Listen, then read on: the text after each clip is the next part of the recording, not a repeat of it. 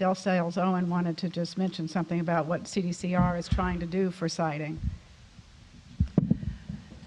As some of you may be aware, we had a special session this year, and we have an issue with overcrowding.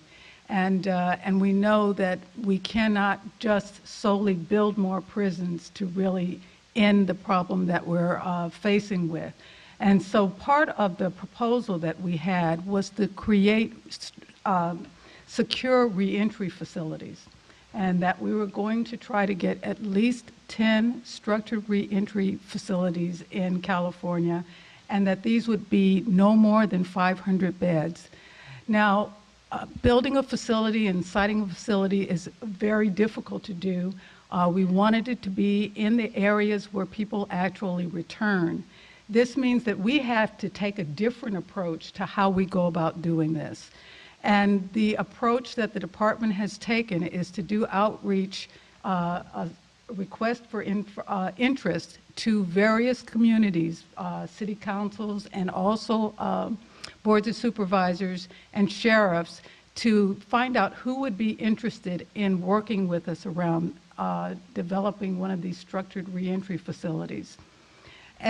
What is different in the way that we plan on approaching it is that it will be a partnership, that we will sit down with the community and with the local government and look at together what kinds of services need to be in a structured facility.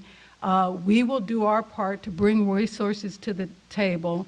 It will be the kind of facility where a person is released, instead of going straight from that segregated housing unit into the community, that they would go into this structured reentry facility first, spend time to transition, have the service providers be able to come into the institution, the structured reentry facility, and thereby provide that linkage. For those who don't quite make it on the first time and get revoked, they come back to that same structured facility, and actually the continuity between the service provider and the individual would continue.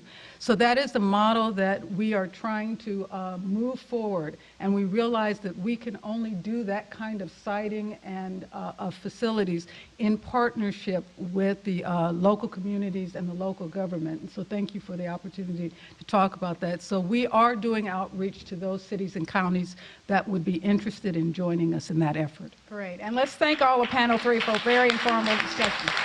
Thank you. Thank you. So that concludes panel 3. I guess we have time for questions, Jeff. Is that okay? Do we have some questions? Do we have a microphone down here? If people want to line up, and please, again, if you'll limit yourself to questions and not statements, because we're late here and we need to go. Yes, ma'am. Hi, I'm concerned about this structured facility that you're talking about, because that means, to me, what you're saying is that when we get out, we're not going to get out, really. We're just going to go into another structure that the California Department of Corrections has awaiting for us. And I think that there's other ways of dealing with the issue than creating yet another extension of a prison. I just wondered, like, what is your vision of this continued housing? We're not talking about extending the stay. We would start our pre-release planning, and instead of the pre-release planning occurring on a regular general population yard, it would occur back in the community. So you would start your re-entry planning back in the community, working with service providers that are in your community. And so those last 4 to 6 months would be spent in a place that is very close to home. You could start to rebuild your relationships with family. It would be a lot easier for that transition to occur. Okay, thank you.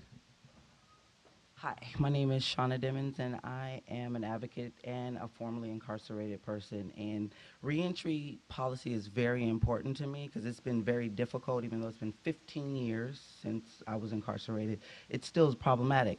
And I sat through all the panels today, and I've heard a lot about projects and programs. I've heard projects, programs so many times. And historically, that's always the answer, but we're still looking at a 70% recidivism rate. So I'm wondering, how do we then look at what the real issues are and integrate that into reentry?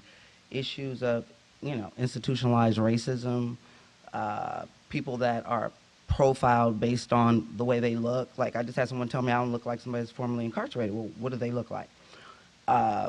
Looking at policy issues. We didn't talk enough about policy, because my problem is, how do you get over being incarcerated in the United States? Not just California, in the United States. We don't have a policy. You can have 30 years between you and your conviction, and you come up for a job, and there it is. Or I'm looking at grad school right now, and I have to pick my program based on, am I going to have to tell them this?